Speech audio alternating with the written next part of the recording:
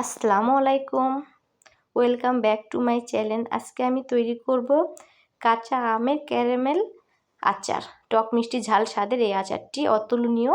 তো আমি এখানে 1 কেজি পরিমাণ আম কেটে নিয়েছি। এরপর আমি একটা কড়াইয়ের মধ্যে 2 কাপ চিনি দিয়ে দিয়েছি। আর চিনিটাতে আমি কোনো পানি অ্যাড করব না।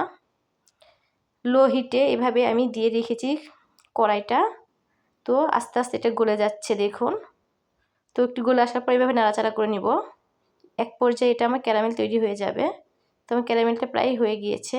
আমি কাঁচা আমগুলো এর মধ্যে ঢেলে দিচ্ছি। তো এখানে ক্যারামেলটা এভাবে দলা পেকে যাবে, তো এটার ভয়ের কোনো ব্যাপার না, এটা এমনিতেই ঠিক হয়ে যাবে। তো এভাবে আমি একটু নাড়াচাড়া করে নিব। এর মধ্যে আমি দিয়ে দিব 1/2 চামচ হলুদের গুঁড়ো, 1 চামচ শুকনা মরিচের গুঁড়ো এবং স্বাদ মতো লবণ। আর আমি এখানে 3টা শুকনা মরিচ নিয়ে নিয়েছি, 5 ফোড়ন 1/2 চামচ, 5টা দারুচিনি টুকরো, 1/2 চামচ জিরা এবং মৌরি নিয়ে নিয়েছি আমি 1/2 চা চামচ। এরপর আমি এটা ভালোভাবে ভেজে নিচ্ছি এবং একটি গুঁড়া করে নিব। তো আমি মশলাটা এর মধ্যে দিয়ে দিব।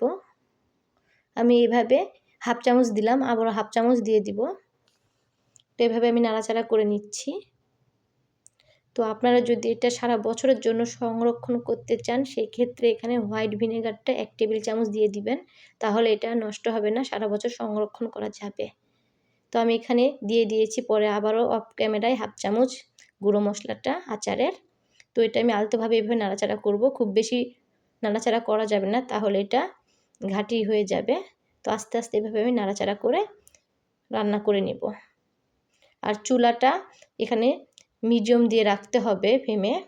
আর এটা নাড়াচাড়া করে নিতে হবে, কারণ এটা ঘন হয়ে আসছে, এটা লেগে যাবে, নিচে পুড়ে লাগবে। এই জন্য এটা আস্তে আস্তে এভাবে নাড়াচাড়া করে আচারটি বানিয়ে নেবেন। তো আমার আচারটি দেখুন অনেকটা হয়ে গিয়েছে, আর একটা সুন্দর একটা কালার চলে আসছে। তো এভাবেই আমি আরও কিছুক্ষণ নাড়াচাড়া করে আরেকটু শুকিয়ে নিব। খেতে কিন্তু অনেক মজা এই আচারটি। যারা কখনো করে খাননি অবশ্যই করে খাবেন, ভালো লাগবে।